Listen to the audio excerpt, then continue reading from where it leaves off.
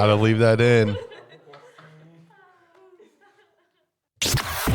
This is the MLW Radio Network.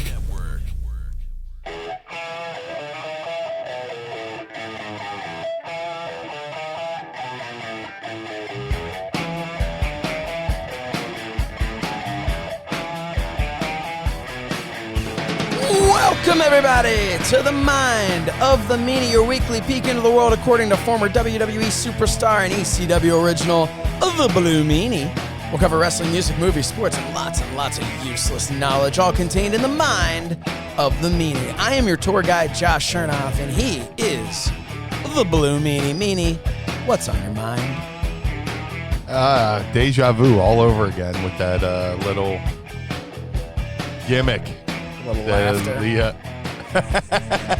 I swear that happened on the episode before. Oh, it definitely happened on the episode before. So what happens is when in our Rodecaster Pro, brought to you by Rode.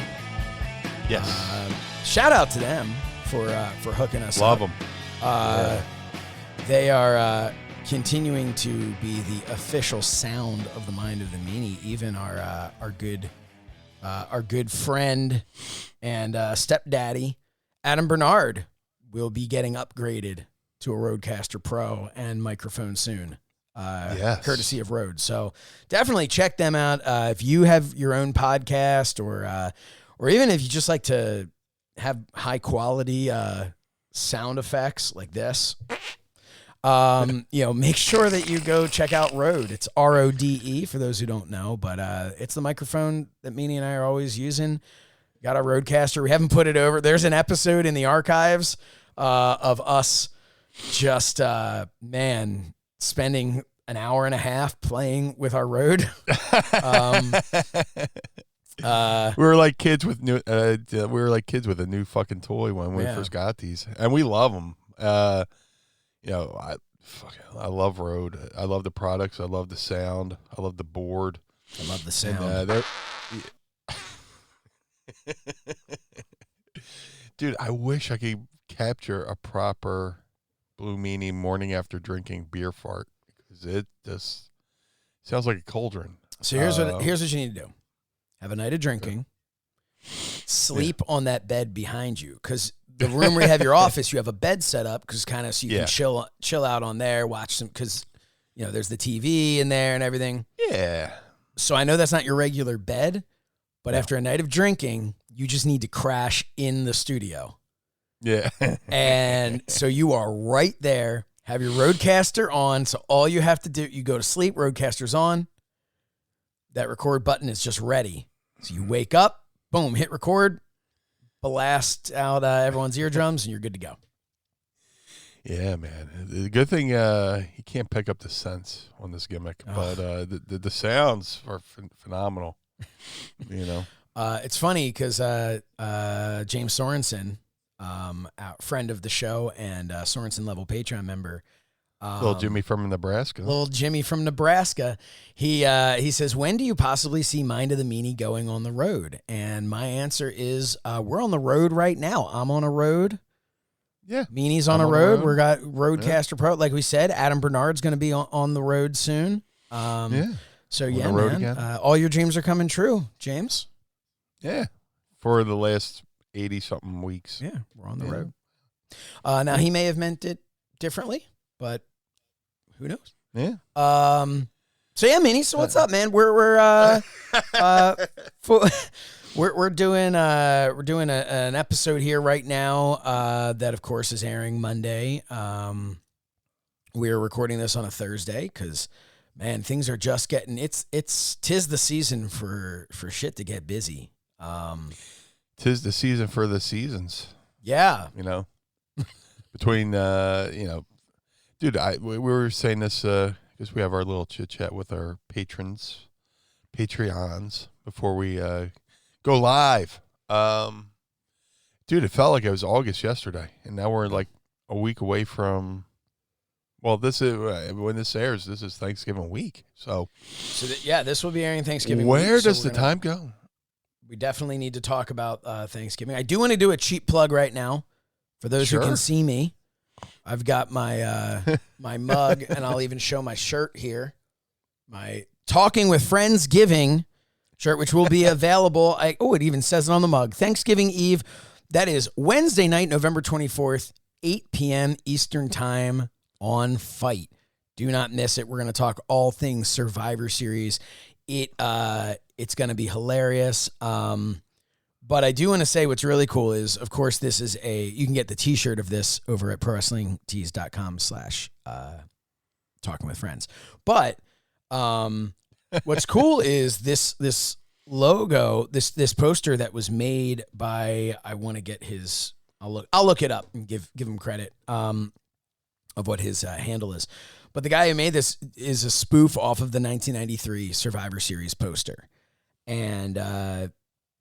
And he did such a great job. But one of the things we realized was back in 1993, Thanksgiving Eve was also Wednesday night, November 24th. So that is completely the same thing that the poster says. And that's why we were like, well, we're going to air it at 8 p.m. on Fight then.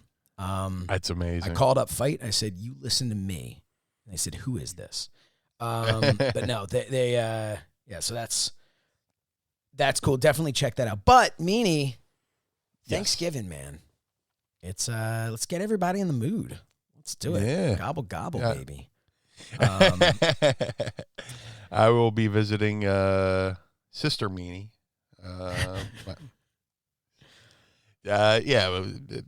Dude, it's been so long. I haven't even seen my family. This will be like the first time seeing my family. When was the last time you saw your sister? What'd you say? Oh, well before the shutdown. Oh, geez. Wow. Okay. Because her husband, I don't want to get, you're always thinking, you don't want to get anybody sick, so it's just like, this will be our first time getting together since before the shutdown and the pandemic and everything. So, and she has kids, right? Well, her kids are grown. Her kids have kids. Oh, wow. And so I forget how old you are, what generation you come from. No. So wait, so your uncle, we're gonna say Uncle Meanie. But I'm also a great uncle. Yeah.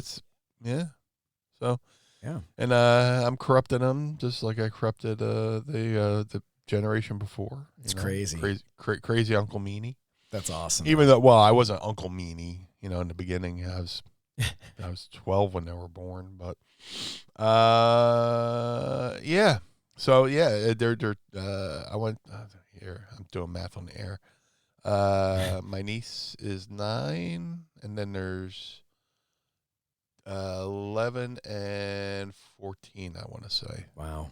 So yeah, 3. So that's so. Is that what you're planning on? Are you going to be like with your sister and her husband and their kids and their grandkids? Yes. That's awesome. Yeah. It'll be a good time, man. And I have my Aunt Reed that comes over as well. Sweet. Yeah. It's a good time. I come over. I take over the TV. I make sure everybody in the house watches football because they will just watch the Lifetime channel, and I'll just I'll just jump out of a window. I'll just go fuck myself. Oh man! I guess I'll just go fuck myself now. I'll be honest. I'm jealous of not of you fucking yourself because Lord knows I do that. But what? Is it Monday already? But no, I'm jealous of my wife and I always kind of hoped that we'd be able to have these big these big Thanksgivings. I remember the Thanksgiving when she was pregnant with our daughter. And it was just me and her. We lived out in California, and we had kind of just been like, man, we really hope that moving forward, we're able to have these big family Thanksgivings. And, it works out the way that it does, that it just, it isn't possible this year. It has been in the past. This year, my mom's coming up to visit, and my sister-in-law will be here. So that's kind of it. It's going to be me, my wife, 3 kids, and my mom and sister-in-law, which will be a blast. We'll have a lot of fun. But, my brother is going to be with his wife and her family. down in Florida. My sister goes with her husband to his family. I don't know where they meet. I want to say like North Carolina or something. Like, so North Kakalaki. Yeah. Or we can get Justin Roberts on here to announce that properly. But so this year it just happened to be a thing where we're all kind of spread out. And you know, it's a shame. Like I wish we had more of those, you know, giant family get-togethers, but you know, there's time for that. And that's the beauty, like, of, you know, there are other opportunities, there are other holidays, other things where we can, you know, get together and because I really just want the kids to be able to be surrounded by as much family, especially, you know, over this last year, it's been rough with, you know, not to get too personal stuff, but with losing family members and things like that. You know, it's you want the kids to be able to see that there's still a lot of family there. But thank God for FaceTime and, you know, Zooms and things like that. I mean, it's incredible you know, how you can still spend all that time with people. But yeah, man, I'm jealous. I think that's awesome. Also, the more people that are there, the more food is being made. Yes. You know, like my wife has already just been like, well, look, I'm not going to make that much. It's only going to be, and I'm like, whoa. Whoa. There's leftovers, hon. Listen here, toots. Yeah, right. So what is your, so that gets to all of that is a story to lead to the question for you, which is, what does your plate look like? Your dream plate on Thanksgiving, what does it look like? All meats. Really? Get those fucking vegetables out of here. No. It's just like, well, she makes the turkey. I don't know if she makes a ham. Oh, I don't know what she's making this year, but normally it's a turkey. And my favorite Thanksgiving tradition is the string bean casserole with the it's like cream of mushroom and all that stuff on there. Yeah, the little fried onion. Yes, on top. Yep. French fried onions. Yep. Dude, that's the best. I'm like two or three I'll have like, you know, 2 plates at least. And then, I'm saying, what does your plate look like? Come on, it's plates. What are your plates, sir? Look like? Yeah, plural, sir. Put some respect on my plate. And then I'll just Homer Simpson it on the couch, you know, while the rest of the family does whatever they do. I'll just be watching football and awesome. riling my nephews up, you know. Awesome. So so for me, I've always been a sides guy. I've always found turkey. I was always a big fan of gravy. So, you know, the turkey for me was it was like it might as well have just been an edible spoon, you know, to get that gravy in there. But you know, obviously we've talked before on here that I don't eat meat anymore. I haven't eaten meat in a couple of years. And the last time I ate meat was actually on Thanksgiving because I hadn't eaten meat in like 6 months, and then it was Thanksgiving, and I'm like, yeah, I'm gonna have to go ahead and have some turkey. How does your body react? Like if you haven't had meat in a while, and then you have. Well, I'll answer that by telling you I haven't had meat since, because I realized that my body was like, nah, we're not doing this anymore. It didn't react well. It didn't react well. And that's like the idea of having like a steak or something. My first thought is like, ooh, oh man, I miss a good steak. And then I think to myself, it would not be worth it. It would not be worth it. Like my body couldn't handle that. Man, I wouldn't be having the Rip Rogers problem. That time when I stopped by and visited in, I want to say it was 2015. I was driving through Kentucky, and so I stopped by OVW, and it's the first time I'd been there since 2008. And I go in, I see Rip Rogers, and I'm like, so how's it going, man? How are you? And he's like, just trying to take a shit. And I was like, all right. It's like, well, good luck. He doesn't mince words. Yep. He does not mince words. It's like, we've all had that day. But just soap up a finger, Rip. And But no, so but for me, but my whole story was like, as much as I always loved the turkey and stuff like that, it was always like this. I was torn between. I'm like, well, look at I love sweet potato casserole.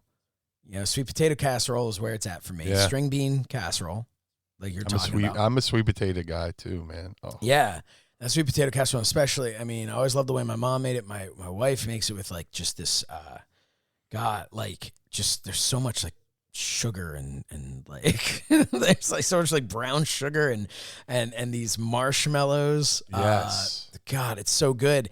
And then I'm looking at that going, well, I could take up space with, like, my wife was like, well, look, we don't eat turkey. We could make some salmon.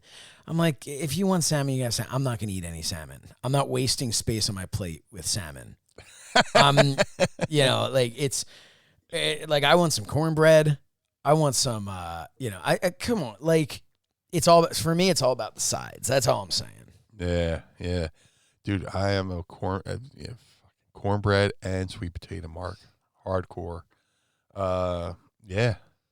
Just, what other sides? Well, while you're thinking about that, I do want to say, yes. Shackleford says, it gets gassy, I'm sure. Yeah. And then Logan Barton, Patreon member. Welcome to Patreon, a brand new Patreon member joining us here. Processing, in quotes, my own turkeys this year, which we're going to need to dive into that and find out what that means. Just got here. Did I miss any gobbledygooker jokes? Not yet. I will say we do discuss the pronunciation of gobbledygooker on Talking with Friendsgiving, which will be on Fight Thanksgiving Eve, 8 p.m. I'm not just going to. The jokes are still in the egg, What's that? The jokes are still in the egg. Oh, but they're going to hatch soon at Survivor Series. Little Jimmy wants to know, besides sweet potatoes, what are your favorite sides? So, Meanie, what else you got? A little delayed rim shot. Oh, man. Who doesn't love a delayed rim shot? Yeah. Especially after a night of drinking. Oh, geez. Dude. Just like I said, sweet potatoes, the string bean casserole. My aunt makes a phenomenal ambrosia salad, which is really good. And then you get a bunch of pies. What's that? I'm still trying to make that a thing. Yeah. You get a bunch of pies. Pies. Pies. Some people are listening. Everyone's listening. Going, what? Meanie's like, I think I know what the hell he's referencing. Yeah, in my brain just went, oh, yeah, I know that. That was something Josh tried to get over a year ago, and it never happened. But I think he kept asking me about sides just to fucking crowbar that in there. No, I didn't even mean to. Shout out to Crowbar, though. Yeah. Hope he enjoys his Thanksgiving.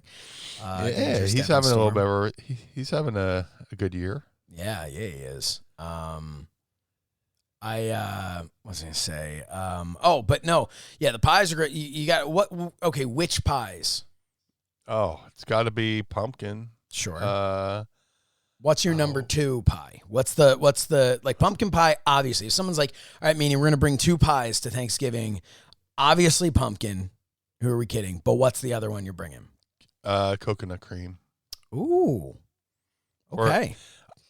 Besides the fact that I love it, I'm a big texture guy. Mm-hmm. I just like the texture of that. So, it's got to be pumpkin pie, coconut cream pie, and then everything else is fighting for third and fourth.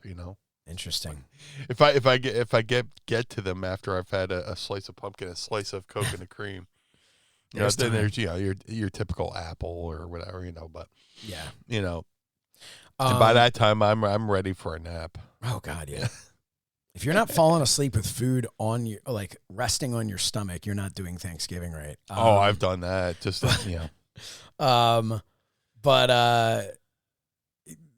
my wife makes these. She made it a few years ago. She started making it, and it's just always been a hit since. These little, they're like brie bites. So it's like some sort of dough type thing, and then almost like a little pie type thing, and then brie, brie cheese, and then a sorry, I was getting a phone call there. That's weird. It like popped up on my computer. I'm like, I'm not used to that. And then cranberry sauce on top of it, and it's just so good. It's just so good. So we're gonna get. I'm a cranberry mark. Yeah. Speaking of sides, which that's cranberry another sauce? great side. Yeah. Which one though, Meanie? The like cranberries, or is it the like right out of the jar, slice it up? Yeah, the shit right out of the can. Mm-hmm. Yeah, just right. Yep. And then slice it up and. I mean, I enjoy the other kind of cranberry sauce, the fancy cranberry sauce. But that's why I had to ask, because I don't know any other besides the canned stuff. Well, there's something that people have like where it's like much more like actual cranberries, and it's good. It's good. Let's. Yeah. But to me, it is just pop open that can, dump it out onto a plate, slice that bitch up. Watch it wiggle. I didn't know you could see that from there. Yeah, sorry. Yeah.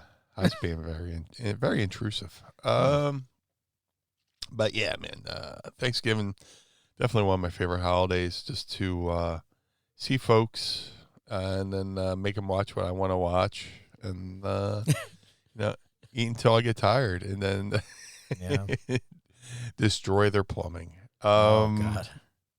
Or as I call it, making room for dessert. All right, kids, you stay here. Uncle Meanie's got to go make room for dessert. Oh, man. I got a photo. I have to send it to you. It's me on the couch with my nephews when they were much smaller, and they're just fucking holding their noses for shoot, because I was just killing them. That's amazing. Yeah, I do all the things my grandfather used to do to me. I'm just passing it. I'm literally passing it down to them. Logan Barton says banafi pie. I don't know how you would say it, but it's banana toffee. That sounds amazing. I don't even know what that is, but no, but I want it. So yes. Send it to P.O. Box. Shackleford says, does anyone remember The Rock's favorite pie? Of course. Little poontang pie, if you will. That word always cracks me up. Yeah. Hey, digging that Luna shirt. Is that the same one you had the other time, or is that a different one? Same one. Okay, it's good. It's nice though. I've been putting it over a lot. Luna Vachon shirt for those who. ProWrestlingTees.com / Dark Side of the Ring. I got a couple of them. Yeah. Been trying to give her some love, so yeah. It's like, do you wear anything else? No, just this shirt each and every day. But yeah, man, it's where was I? I'm having a. You were in West Philadelphia. No, you're not in West Philadelphia, but still. Yeah. I just wanted to sing it. Totally threw me off. Yeah. But yeah. Yeah, I'm having a scene. That's all right. There. Little Jimmy from Nebraska says, is Eric Bischoff calling Josh live on Mind of the Meanie? No. It's probably Al, just to let us know he's having some join some catering in the green room. Ooh, you know what? This is a special Thanksgiving episode. I think we should bring Al Snow on right about. You know what? Oh, you know what? Let's bring him on. We'll bring him on later. Yeah, he'll be fine. We'll bring him on later. Yeah. I'm sure he's getting ready for his Thanksgiving. Yeah, that's fine. Well, maybe we'll bring him on to the end of the show. We'll see. We'll shoot him a text. We'll be fine. Yeah, I'll send a raven. Carrier pigeon. Then a raven came in my window. Oh, man. Dude, I was such a raven mark back in the day, ECW. All I wanted to do was just sit and pontificate. Like, I wanted to just sit in a stairwell somewhere and just talk endlessly about how the world hated me. And like, you know, that's Raven was everything I love about pro wrestling. Yeah. Like he really was. You break it down, like Raven and ECW was just, I mean, it was so real. It looks so real. It was of that generation too, just perfect timing. And talk about like a change in gears, because Scotty was, Johnny Polo, Scotty Flamingo, and just to totally go from kind of like a pretty boy kind of gimmick to like this hardcore icon in ECW. He totally switched things up, got tattoos, was getting color, gigging up, he's scarring the forehead, and it became this totally new character, and then he shifted in such a way that it influenced a lot of people, It really did. Because wearing the cutoff jeans and the muscle shirt, or the cut shirt with the cutoff sleeves with the rock shirts and stuff like that. It just it just launched this new style of wrestling character, stuff like that, because then you had all these other characters, like Just Incredible and stuff like that. Gear, pretty much same gear coming along, but Scotty was the best on with his promos, because he was always thinking. And that's the thing, when you get in the business, you try to visualize, or I hope everybody's trying to visualize what they want to be or where they want to do. I actually would try to figure myself out. Man, I'd love to be in Raven's flock, and just try to visualize what I would do, if I was in that, stable well before I was even in the stable. And then, what I became was totally different than, what I thought. But, just the fact that I visualized it, and it kind of morphed into reality, was awesome. But just to be on a car ride with him, and I remember one time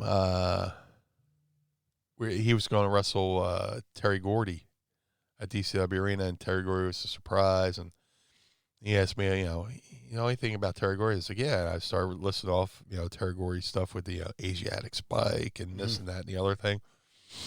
And we did this charity softball game, ECW against local police force or whatever. And on the ride home, he's driving, and he's like, hey, I got a notepad in the sticky notepads. And he would just write out spots. He would call out spots to me, and I'd have to jot them down and stick them to the dashboard and number them, page 1, 2, 3, 4, 5, blah, blah, blah. And he would be like, I got this idea, blah, blah, blah, blah, blah. And I'd have to write it down and, put it back. I'd call it back out to him, read it back out to him. And then I'd have to organize them and hand them back. And he'd go to the ECW Arena. And then you see him go in the corner and just like take out all the notes, and he's like reading the notes and stuff like that. And then to watch them do the match that I dictated in the car, that's awesome. like a stenographer, No, that is. But just to be able to sit there and do that, or watch him call a match, or think of an idea and the pros and cons of the idea. Well, why this works here, or I might not work there. Explaining timing. Plenty of times you'd be wrestling the Sandman, we'd have to feed in and start taking a couple rounds of cane shots. Mm-hmm. When you see this, you do that, and it just all that stuff. Just it's amazing. It's a great learning tree to sit under. One of the best characters that people should talk about more. I think he's a perfect example too of like I believe that good pro wrestling is character driven. I really do. I think absolutely one of the biggest downfalls of some companies out there is that you have all these people, they don't have characters. You can't, Vince McMahon was really big in like the 80s of just like, I want to be able to make an action figure of them. I want to be able to have a t-shirt of them. I mean, for the love of God, he took the sheep herders and turned them into the lovable bushwhackers. Yeah. But I also think Raven is a perfect example of not having to be a not having to be a like, when I say character, it doesn't have to be like okay, we're going to turn Raven into somewhat of a cartoon. Like, no. Right. But Raven, you can dress like him for Halloween, and you can see, like, I always feel like you want to be able to see, like, if someone did one of those drawings where you don't really even see the person's face, or it's just kind of like it's like a stick figure dressed as them. Yeah. Like, if there's a stick figure dressed as Raven, you would know it's Raven. Yeah. Like, or to see their silhouette. Right. And you just go, oh, yeah. But even just going, like, if every, like I'm saying stick figure, so you're not even seeing the silhouette, but all you're seeing, right? Yeah. You've got this stick figure that has a leather jacket, has a rock band t-shirt, has the jeans, has the tied off, the Nirvana plaid shirt tied around the waist. Yeah. You know that's Raven. Same way that you know the Blue Meanie. Stick figure, but you know the Blue Meanie. If you see that, you know the makeup. I mean, God, you have t-shirts that are like literally like just like the makeup. Yeah. It's not even like a full face, but you know exactly who it is. Going back just ECW, Sandman. You knew Sandman by his gear. You knew Tommy Dreamer by his gear, even though his gear was pretty much just black pants and an ECW shirt. But that was Tommy Dreamer. Like, you got that. Like, everybody just had the franchise. Shane Douglas, you knew it was him because the way that he looked. And when I say everyone needs to have a gimmick, it was just him being the franchise, him having that different look that stood out. And of course, everybody's got different logos on their gear or whatever, but it's not... Everyone like, you can picture Shane Douglas with the yellow and black with the triangle on the, like, you can picture it. Whereas today, if I were to say to you, like, here's a guy, Jay Lethal, just signed with AEW, right? What does Jay Lethal's gear look like? Yeah. I don't know. Yeah. That's kind of, it's now you have some guys who transcend things, like a Kenny Omega. You could say, what's Kenny Omega's gear look like? And you're like, well, it's got like stuff and it's all, but he's one of those guys where you can go, okay, but he's Kenny Omega. And he's someone, like you said, silhouette, you'd know it was Kenny Omega if he was doing like the gun out, the gun fingers and the way his hair is. So some people, themselves are the character. They can stand out. But like a Tajiri, he's like, with the pants and the way he crouches. But look at that. Tajiri's a perfect example, because I remember Tajiri when he had like the white and blue trunks. Yeah. And he did not stand. I mean, he didn't stand out the way now. Boy.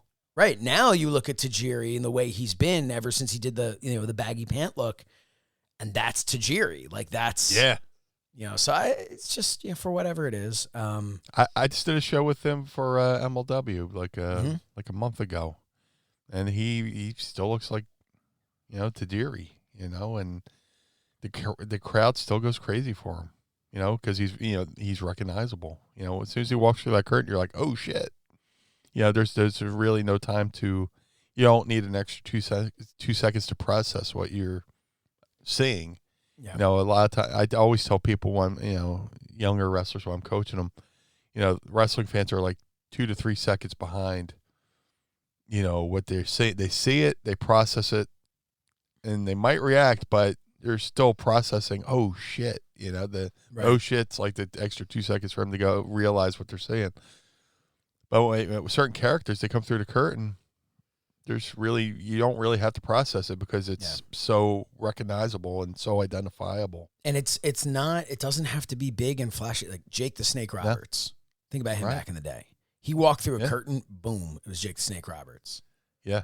Everybody. Yeah. It's that to me is like, if I'm in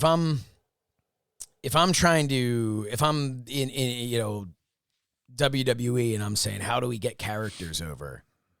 I'd be looking back at the history of WWE and saying, okay, this is how you get them over. This is how you make these people look like unique stars. I hate wrestlers that look like you could just bump into them, anywhere. And that's not a size thing. That doesn't have to be a size thing, because there's a lot of smaller guys that look like stars. Sammy Guevara is not a big dude at all. No. But that guy looks like a star. He looks like $1 million. Yep. So, I mean, it's all about how it's coming up with everything from your haircut, like it just look at yourself as a complete package of, and then try and come up with something creative. Like, I mean, I tried to get myself over in a unique way. I did the custom ties. Yeah. Because I knew otherwise, and now I have a beard so you could look more silhouette-like, and you could do that, and you can stand out even that much more. But really, I was looking, I said, how would someone describe me? They would be like, oh, that kind of, if they're being kind, average height, white guy in a suit with brown hair. Like what? They go, who are you talking about? Chris Van Vliet? Like who are we? Are we talking about John Alba? Or are we talking about like who? But instead they can go, oh, that guy who does the interviews with the ties has all these custom ties. There you go. What's the who's the Blue Meanie? Blue hair, half shirt, Daisy Dukes, dance. Yeah. Yeah. That's it. Oh, that guy. All right. Yeah. Logan Barton says there was a kid who had a Blue Meanie fan site in 2000 on GeoCities or Angel Fire. That's old. That sold custom Meanie airbrush shirts. I remember being so excited to get one, and they were terrible. I'll have to dig it out. I'll have to dig it out and take a picture. Yes, you do. Yeah, yes, you do. That's awesome. I have a few left. Of your shirts left. Yeah, the ring worn ones. Yeah. I just refound like one of my first ones. I don't know how it. I know I gifted it to somebody, and then they took my generosity and tried to make a buck off it. Oh. But somehow somebody grabbed it and gave it back to me. So that's cool. one of my early shirts. And I got the Hello Meanie shirt where I'm doing the Jack Nicholson head through the door like in The Shining. Yep. And I got my WrestleMania shirt, which I'll probably never part with. So, my one and only WrestleMania. So, man, I mean, those shirts to me, they're iconic. They really, I eventually I want to get the WrestleMania shirt and somehow frame that one and hang it up. And I will tell you can go to Michael's, the craft plates. They have, because I have some of like my old gear in my office. I have it in those shadow boxes. They have, and they actually, if you want to do multiples, the only reason I have two. So I have from the show that I did back in '99. I have that gear shadow box next to. I have the newspaper articles that I was like, there are pictures of me in it back in '99 doing this. So I was like, that'd be kind of cool to put that gear in. Then I have my OVW gear in another one just to kind of, for me to be like, oh, wow, look, I actually wrestled. And I have that gear. But the only reason I even did that was because Michael's is doing like a buy one, get one free. So they're always running stuff like that. So, it's relatively cheap, but good quality stuff. So it would look good on that wall behind you. That's the plan. Yeah, but, you do that. You shadow box it with in the bottom. You've got little, like the picture of you actually there at WrestleMania. Oh yeah, or whatever. I mean, I don't have to say, Mrs. Meanie, she'd knock that out of the park. Putting together some sort of nice shadow box. So yeah, you should do that. You get the photo of me sticking my tongue out at Ryan Shamrock or something like that. Or throwing her under the bus when she accidentally tripped Gold Dust. Oh man, awesome. Talk about memories, man. But it just I'll have to try to do it because I already go to Michael's to get my face paint. For okay. The Liquitex, liquid latex I used at guys like the Road Warriors, Sting, Warrior, all used and stuff like that. So I might have to go down the make a left and check out the frame section for once. Hey, little Jimmy from Nebraska is talking about his shirts that he's got. That he's going to be wearing. He's going to be rocking his "I'm Thankful for the Pod Squad 2020" shirt on Thanksgiving. Nice, because it's one of the best shirts I own. It says, "So says the Superstar" shirt is also pretty badass. Alongside the BWO shirts, I have 3 of the coolest shirts I own. Never going to get rid of them. Well, that's awesome, man, and I do appreciate. Yeah, James was one of the people who bought. I found those old shirts from when I was wrestling, and just kind of put them up there, and I was surprised at how many people actually bought it. So thank you, that's Pod awesome. Squad. Hey, by the way, speaking of people buying things, thank you all for listening. We had a mad rush on our action figures, on our signed action figures. We have 3 left as of this recording. It's amazing. So there is a good chance, like I said, I'm waiting. We're working on that deal with Cello Toys where they're actually going to be buying back some of our inventory, which we don't have much left. But they wanted to do that, and they want to be able to sell them in the UK, and we're working out that deal with them. So there is a good chance that we are not, barring being able to buy figures from Meanie at a live show and then have him sign it and then find me and have me sign it. Yeah. You've got like three left. So, order them now. Because I'll have them with me December 18th at Icons at DCW Arena, but yep. To have both of us signing them. Yeah. The legwork is going to be there now because I'm not going to be there December 18th. Or when did you say, what is that, December 18th? December 18th. Yeah, I'm not going to be there. So I'm not booked, Terry. But no, so Fight. I'm sure Fight has you doing, going somewhere. Yeah, Fight. You know what? I'm very fortunate. You talk about, what are we thankful for? Aside from the Pod Squad and aside from the, and we'll get into all that because I'd like to take this episode to really talk about some things we're thankful for. But absolutely. But I'm thankful for the opportunities that I've been getting from Fight, and in large part, I believe that stuff comes from the support of people like the Pod Squad because Fight and Triller. I'm hosting. We're going to be doing a pre-show for this week. They have a Triad Combat, a new show that Triller is producing, where they're actually going to have like an MMA and boxing merging like those fight styles together. I'm not really entirely sure what it's going to be, but their ring is going to be a triangle. So interesting. Tune in for that. And Metallica is going to be performing live at the show. So, Triller doesn't half-ass it. They're a big company. And they contacted me the other day, asked if I would host the pre-show. So that's an incredible opportunity too. And obviously Fight and Triller are connected. I've had a lot of opportunities. So yeah, I am busy, but don't ever misunderstand my saying I'm busy with my complaining, because I am so grateful for the opportunities that I have and to be able to, I'm sure there's more time for me to say these things, but I'm just very, very grateful for that. Little Jimmy wants to know, can my buddy Antonio get a shout out for 1 year of sobriety? Truly a phenomenal thing for him. 100%.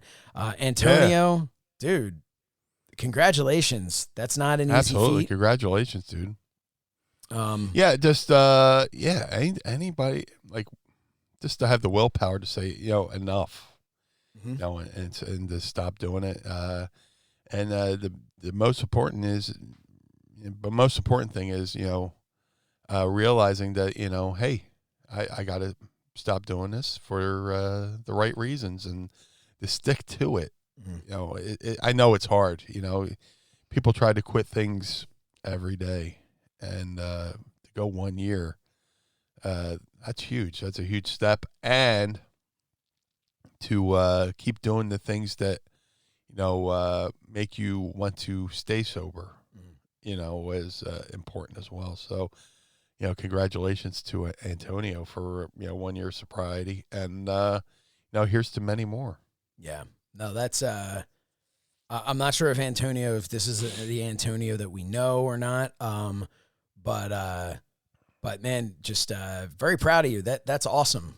Yeah, that's no easy feat to do that. And anybody who thinks and sobriety, who knows what your vice was. But anyone who ever thinks, whether it's, it's drinking or pills or, different people have different things, but man, anyone who ever thinks that it's like, well, why don't you just stop? Just don't do it.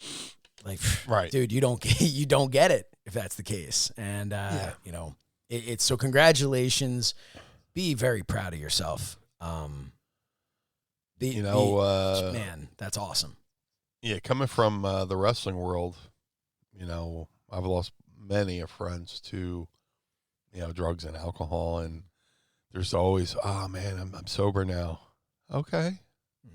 Let's see, keep doing it, and then, a lot of times it's easy to relapse, but 1 year in, awesome. Yeah. Awesome. And just, stay focused, keep doing the things that keep you busy, to keep your mind off of wanting to go back. Yeah. So, and that's easy for me to say, I'm not in that situation, but, whatever you're doing to make you stop, keep it up, man. Yeah. Just,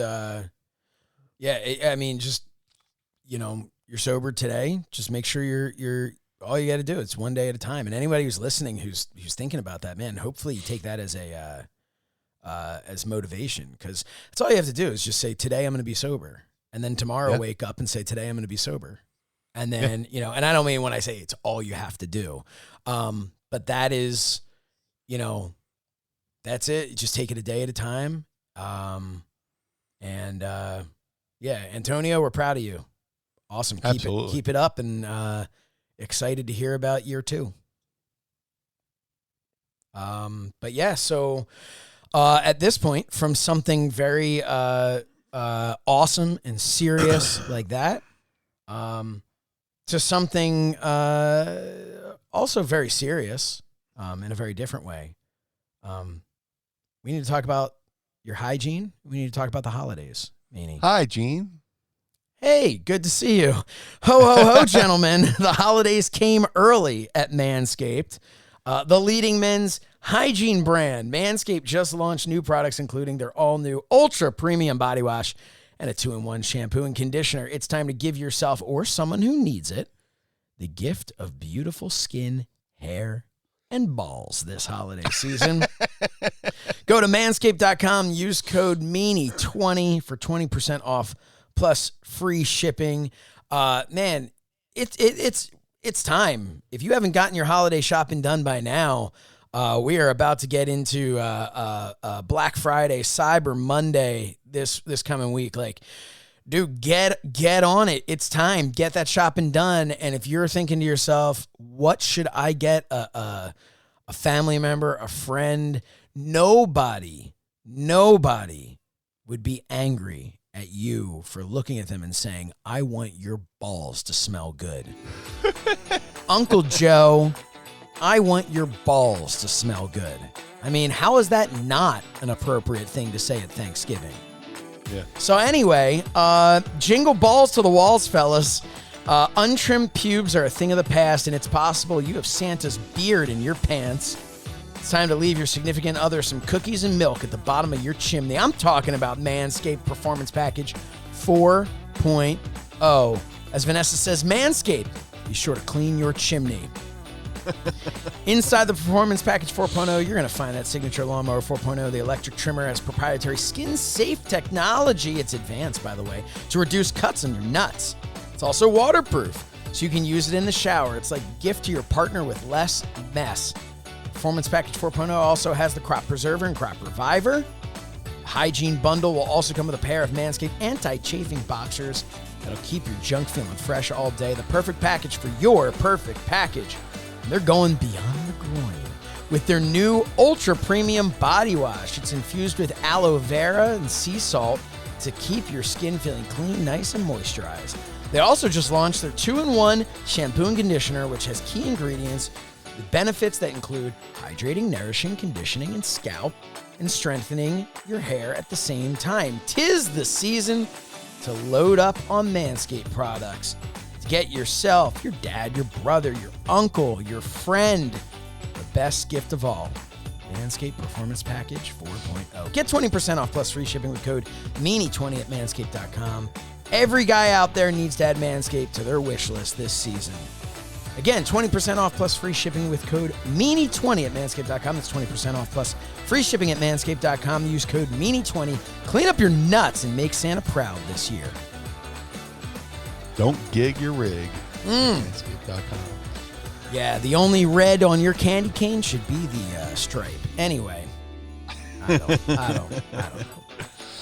Thank you to Manscaped, man. Seriously. You know, the love and support they've shown mine and Meanie means a lot. You know, advertising dollars mean a lot, and a lot of people fight to get them, and the fact that they're supporting us means a lot. And while we have a great relationship with them, Manscaped, great company, do great charitable work, great people there. Also, thanks to all of you for using promo code Meanie20, because if you didn't, Manscaped would say, we love you, Josh, we love you, Meanie, but unfortunately, nobody's buying our product with your promo code, so we're not going to continue to advertise with you. I mean, it's a business. So the mere fact that, here's my twofold point to that, Meanie. The fact that Manscaped is still here, still sponsoring Mind of the Meanie, tells you two things. Number one, everybody is using that code. And number two, if you're not, then you should be doing it because everybody is using the code. And they're going back and they're using it again and again and again. So that's the thing. 20% off. Get the 20% off plus free shipping. Enjoy your Manscaped. And then at one point you're going to go, man, just ran out of that crop reviver. Or, oh, you know what? I think it's time for that foot powder. And hop on back over. Promo code Meanie20. Save 20% plus free shipping. That's it. I wonder if the ball toner is good for, put the bags under your eyes. Maybe it'll help. Get some of those wrinkles out there. Yeah. Dude, seriously, I use that the foot spray right before I go to bed, take a nice hot shower, spray the puppy, spray my dogs now, and just like my feet feel so much better. And like I'm getting to that age where it's like getting the crazy uncle eyebrows, just and the ear hair, nose hair, stuff like that. So you got to trim all that shit up, man. So you don't look like a fucking maniac. Logan Barton adds here, and I'm going to see if me, if I can say this, chestnuts trimming in an open shower. There we go. Very nice. Appreciate that. Yes. I thought it deserved some music. Hey. Yes. You know what is music to my ears? Were you going to hit the far button? Oh, I could. But why don't we ask Meanie? I would love to. It's time to ask Meanie anything. Ask me something. That extended one, man. That sounded like a fucking accident. That's a good one. Yep. No, that was a. Yeah, that was a replacement of the drawers. He had a fucking spy hunter moment. He just had an oil spill right behind you. People slipped in it. Cars just skidded out. Oh, man. So we've got some questions here. Hopefully I have some answers. So where did we leave off with Mark and Dryden? I think last week we left. Okay, here we go. In the words of Jesse Ventura, you tell me. Speaking of Survivor Series, Yes. using past and or present wrestlers, name your all-time teams for the ultimate match. Bonus points if you do the same for women's teams. Well, this works because next week we have an All Ask Meanie episode, so we can take a little bit of time on one question here to save some questions. Yeah, I'm gonna fucking milk this motherfucker. Yeah. So, like for one side. So are we doing teams of 5 right here? We'll do 5. How about I do one team, you do one team? Perfect. Let's do it. You go first. This will be the Mind of the Meanie draft. I would have to choose Bret Hart. You motherfucker. Okay. He was literally my top choice. So, okay. So we're going back and forth. We're doing this like a draft? Yeah. Okay. Yeah. Then I'm going to have Shawn Michaels. Oh. And then I will do Damian Priest. Oh, okay. I'm writing these down, too. Yeah, please, because I'll forget. So, I already forgot Bret Hart. Oh. I said Bret Hart. Yeah. Okay, so you've got Bret, you got Damian Priest, so I'm going to do Shawn, and I'm doing Triple H as well. Huh. All right. Let me go back into a guy who inspired me and still inspires me. Somebody who's given me plenty of advice in my career. Bam Bam Bigelow. Oh. Yeah. I just I was at the Monster Factory and somebody one of the students, bigger dude, named Bobby Buffet. Big dude, fucking athletic as all fuck, and this big dude, $1 million smile, great attitude. He just asked me for advice. I was like, look, you're a big guy like me, and Bam Bam Bigelow came up to me one day and said, hey man, just make sure you got a strong set of wheels. He's like, Meanie, I know you don't want to kill your gimmick, your look, but when you're out of the ring, there's nothing worse than when your legs want to give out. So just always have a strong set of wheels. So I'll have him on my team. Awesome. I'm gonna throw on MJF. Nice. Oh, I didn't know we could go outside the. Using past and or present wrestlers. Oh, okay. MJF's perfect. I'm building a team that's a story here. We've got HBK, Triple H, MJF. I've got a team. Well, in that fucking case, fucking Great Muta. Ooh. I talked about that. Bigelow, Muta, and then Bigelow inspired me to do the meaniesault. I saw Muta do it. I was like, and it's weird how fucking memory works. Because I know I saw Lanny Poffo do a moonsault, but it never really stuck with me the way Muta's did. Like Lanny did the moonsault, but like he always had like a foot on the second rope, a foot on the top rope, and then did the moonsault, and it looked perfect. But the way Muta just got up there, and said "fuck it," and just went. Yeah. It's like when he did the moonsault, you could kind of hear it go, in that motion. So, and then like when Bigelow did, I was like, well, big guys can do it too. So that's awesome. Yeah. My fourth one is the Nature Boy, Ric Flair. And everyone here is in their prime. Yeah. They're all in their prime here. So, I mean, so far, these are some, I think these are some badass teams, to be honest with you. Dude, I didn't know we were doing other companies. My fifth and final would be Stone Cold Steve Austin. Man. I think my fifth and final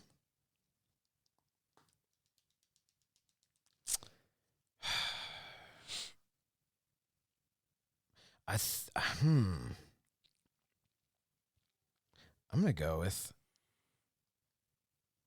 Bryan Danielson. Nice. So we've got Captain Bret Hart with Damian Priest, Bam Bam Bigelow, The Great Muta, and Stone Cold Steve Austin. That's a badass team right there.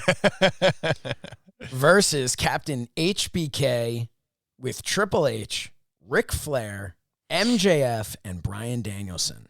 Let's when this airs Monday, let's do a poll of who wins. My team versus your team. Let's do it. Let people vote on it. Let's do it, and we'll talk about it. We'll talk about who wins in 2 weeks. Yeah, hopefully nothing significant, or earth-shattering happens. We will absolutely put that poll out. That's great. Do you want to do a woman's? Yeah, let's do it. And I elect my captain to be Luna. As I wear the Luna Vachon shirt. I am going to go with... I'm going to go with my good friend Medusa. Ah, son of a bitch. That's going to be my number 2. So I'm Luna, you're Medusa. I remember everyone's in their prime. Everyone is in their prime Absolutely. here. So whatever you in your mind, that's the beauty of this game.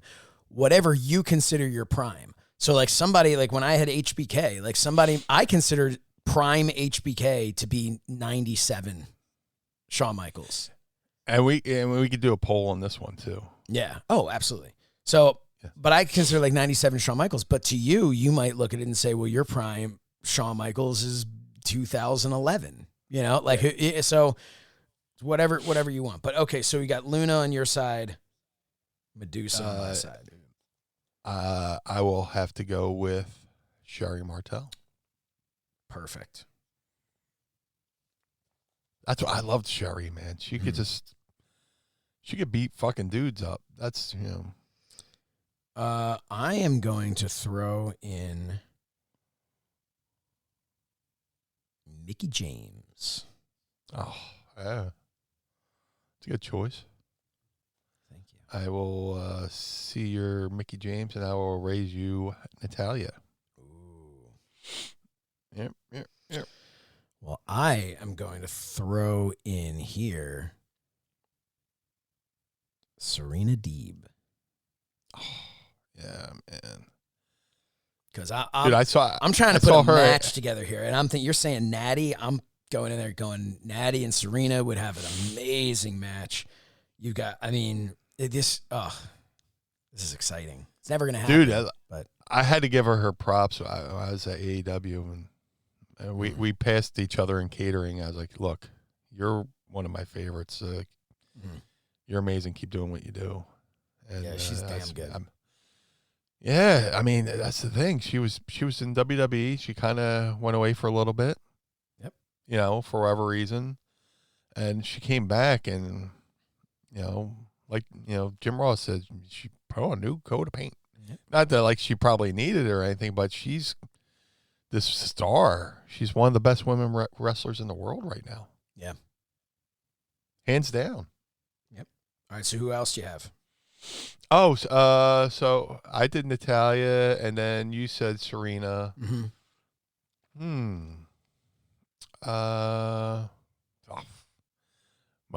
other favorite female wrestler, sister in hair color, Bull Nakano.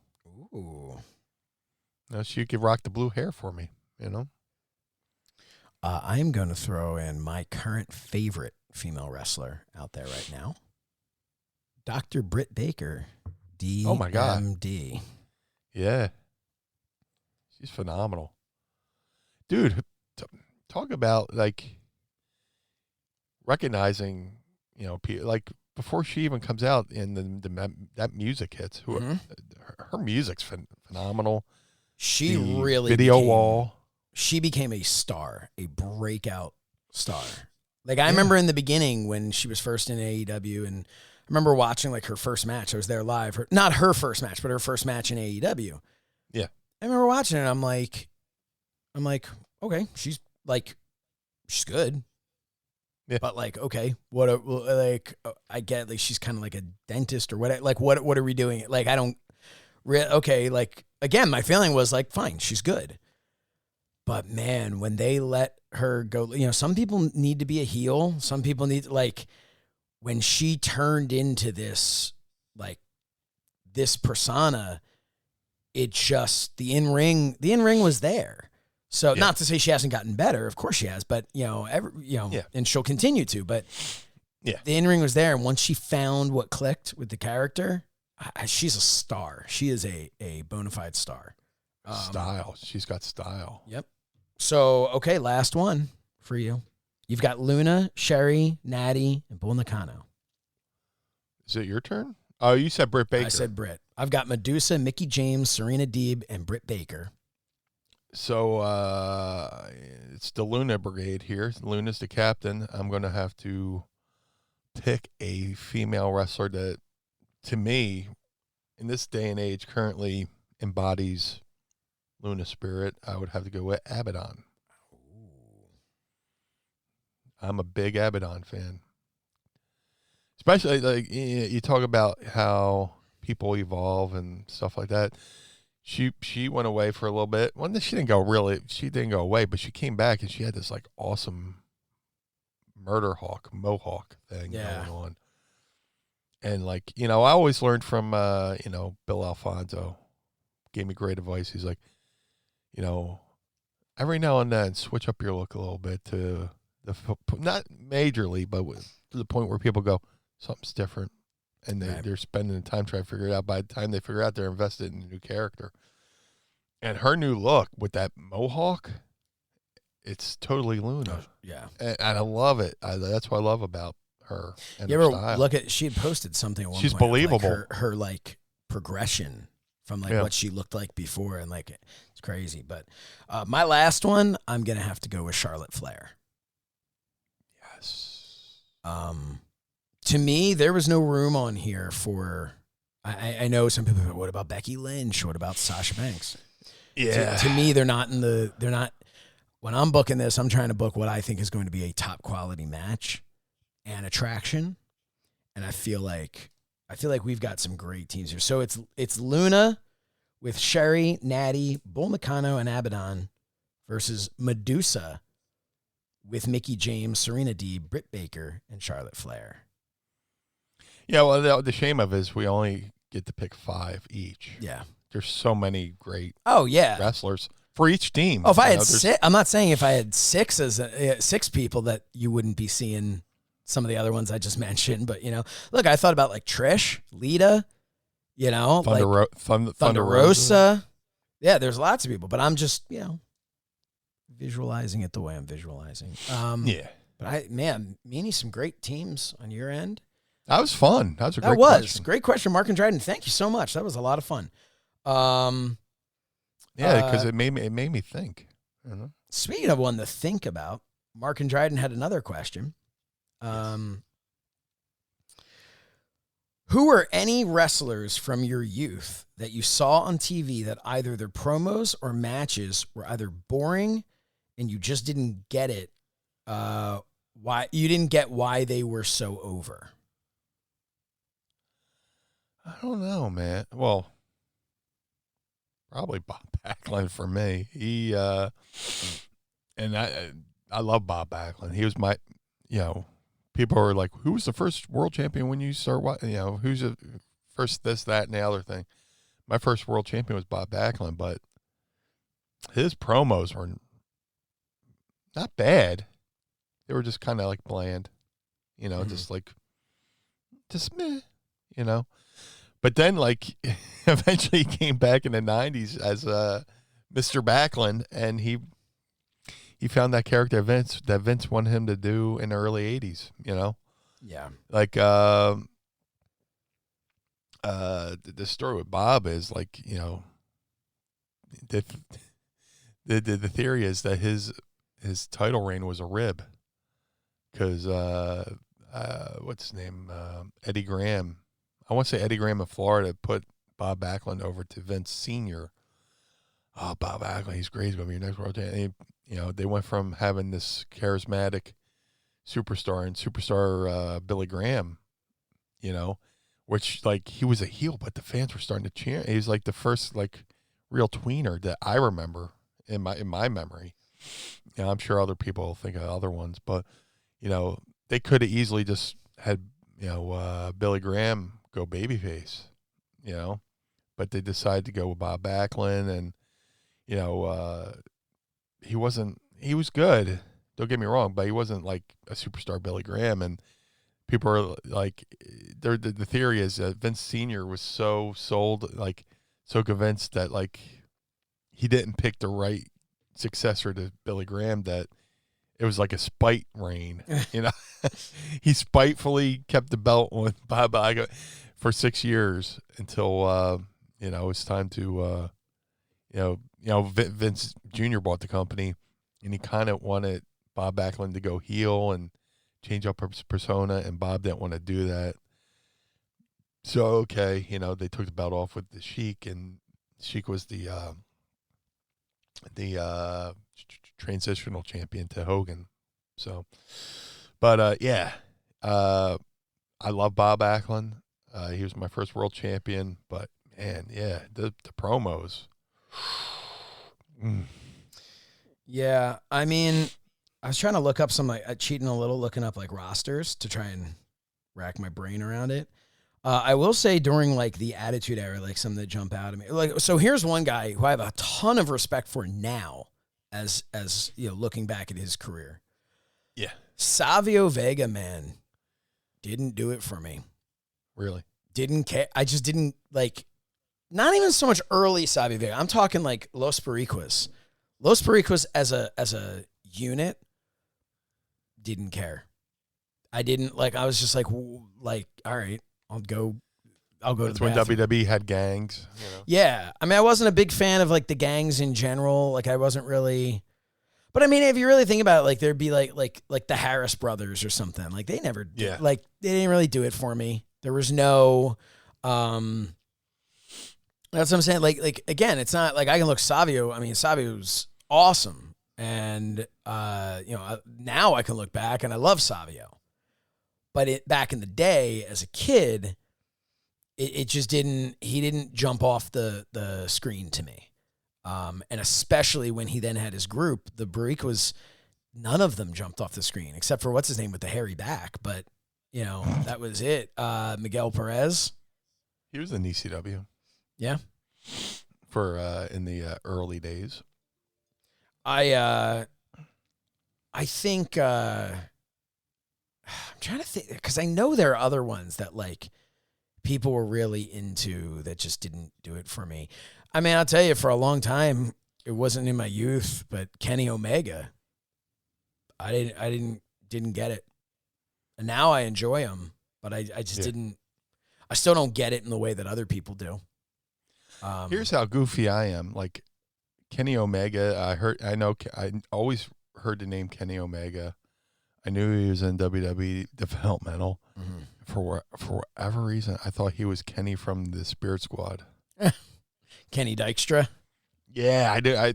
Because they, Omega Dykstra, maybe because it ended with an A or whatever. Yeah. But for some reason, I always thought Kenny Omega was Kenny from the Spirit Squad.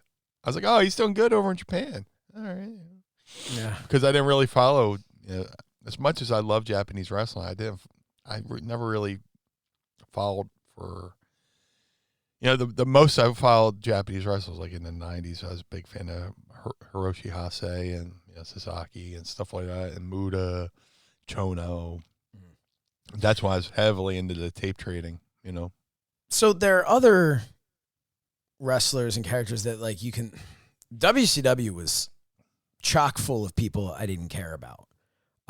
Like Michael Wall Street, IRS, Mike Rotunda. Like when he was there in WCW, it was like Michael Wall Street or whatever it was. Like couldn't have cared. Like, Mike Enos. Like what I'm saying is, again, I'm not knocking their in-ring ability. I'm not knocking them as people. I'm talking about the presentation of it. It was just like, I don't. Like, why am I like, and it's going to be Mike Enos versus Jerry Flynn. Oh, And I'm Jerry like, Flynn's got big heat with me, man. yeah. Because I was a big Jerry Lynn fan. Mm-hmm. It's like, man, that's too close to Jerry Yeah. Lynn. You're going to have to change your name, Jerry Flynn. And then that Mr. JL who stole all of Jerry Lynn's moves. Yeah. What the fuck, that man? guy. No, but that's my like a perfect example of like the same thing. And when I say like Savio, like I liked Savio Vega, but when it was like in the Barico and personally now I love Savio Vega. He's been super cool to me anytime I've interacted with like and a guy, and I can look back and appreciate him as a wrestler now. Yeah. As a kid, which was the question, us in our youth. As a kid, I would look at it and I would just go, and I think a lot of it was the way he was booked. Like it didn't matter. You bring up Michael Wall Street. I love Mike Rotunda. It's just a character, that name. That's what I'm saying. It was like, why do I care about this? Yeah. Because he was IRS, and I watched him wrestle. I wasn't really too into IRS, but Mike Rotunda was such a good wrestler. But I was into Money Inc. Wasn't into IRS, but I was into Money Inc. Yeah, one of the best matches I've seen in person was Money Inc. versus the Steiners in Atlantic City. Wow. And just you know, they worked it so well. Money Inc. was the tag champs, I believe. And I want to say the way they worked that match, I thought I was about to watch a title change. You know, and I was smart to the business, smarty smart, going, oh my God, are they going to change the titles? And they worked me, you know, and that was great. Mike Rotunda, excellent wrestler. Just it's you know, it's the suit, you know, Michael Wall Street, IRS, much better character. Yeah. And that's again, so I want to make it very clear that was my issue. That was my issue with, and I said with more modern things. Savio's going to cane you at MLW next time you see him. Yeah. Well, that was like I say my issue with Kenny Omega of just not getting it. Like now there's a character that I could attach to, but when he first came over, it's like Kenny Omega's this amazing wrestler. It's like, yeah, I'm not gonna deny that. But he's very charismatic. But he didn't. When he in the beginning of AEW, I felt like they were just like, well, we can just put Kenny Omega out there, and everybody knows Kenny Omega's the best, so that's his gimmick. He's just the best, and you know, and everybody knows it. And I was like, you guys haven't given me a character. You haven't given me anybody to invest in a story. And then they did, and then I loved Kenny Omega. But yeah, I love the cleaner, man. That was when he was recreating the Terminator gimmick. And they dun dun dun dun, fucking amazing. I mean, he's great now, but that's when I first started coming back around to Kenny Omega and watching, like when I was talking about the New Japan New Year's shows, the Wrestle Kingdom, man. Wrestle Kingdom, yeah. I got a call from Fight, and they're talking about the possibility of carrying Wrestle Kingdom, which I'm sure they're I think they've always like carried it, so I'm sure they'll be doing that. But they're like, "Hey, you want to go to Japan?" I was like, They're like, "No, we're not sending you to Japan. We're not sending you there. Not this year." I was like, "Oh, all right, I'd go." But that's my goal. Yeah, I would love to do that. I would love to be able to do that. And then I'd get to, hey, if I was able to do a Fight and Focus at the Tokyo Dome, that would be the highest rated Fight and Focus in the history of wrestling. That would be. Yeah. I mean, I'd at least be the amount of stars in my performance would be incredible. So yeah. Anyway, so that's kind of those are my answers. What are we thankful for as we wrap this up? Yeah, great question. Meanie, you want to go first? You want me to go first? I'm thankful for my circle of friends, I'm thankful for the Pod Squad, sticking with us, even though I can't remember how many episodes we've done so I think far. This is 87? 87, yeah. 87. Yeah. I think this is episode 87. Yes, this is 87. The people invest their time and time and money, especially through a pandemic when times are really hard, and we're on the hopefully on the other end of this pandemic. Yeah. But the fact that you hear people struggling, all that stuff, and the people supported us through that. I'm very thankful. Thankful for you. Definitely, I couldn't do this show without you. The things you've done for the show to make it look like we know what we're doing. And just I'm very fortunate, because something through the years you hear people all say all the negative things about Blue Meanie sucks, this, that, and everything, but then to have this following with the podcast and social media, and I'm thankful that companies gave me a chance to show my face, whether it be MLW or AEW, and just to still be doing stuff. I'm thankful for Cella Toys. I'm thankful for Manscaped. Everybody who's willing to say we're worth it. And that means the world to me. Just because without those people, we just be two guys, talking to each other on the internet. It'd be like, hey man, we could just text. So I'm thankful for everybody. You, the Pod Squad, all our sponsors. The close circle of friends, that keeps getting smaller, but sometimes it's for the best, Yeah, I mean, I second so much of that. I'm thankful for you giving me this opportunity to host this show. Yeah, man. To be able to do, we talked about your WrestleMania moment, and I remember being in the crowd watching it. You sent me the photo. Yeah. And if you had told me, if someone had gone up to me and said, one day you're going to do a podcast, and I'd go, what's a podcast? But I would have, it's been so cool. I get to have these really neat things, like watch my daughter put my action figure in her backpack every day to go to school. There would be no action figure without this podcast. And there'd be no podcast without the Pod Squad. Like they're really, and it sounds like we're blowing smoke when we say that stuff, but we're honestly the success of this show is why we're able to get all of those really awesome things, the wrestling buddies, the Cella Toys stuff. Like those are dreams come true, like legitimately dreams come true. It's incredible. And I'm thankful for that everybody is stuck with us. I'm thankful that everybody has continued to support us and allowed us to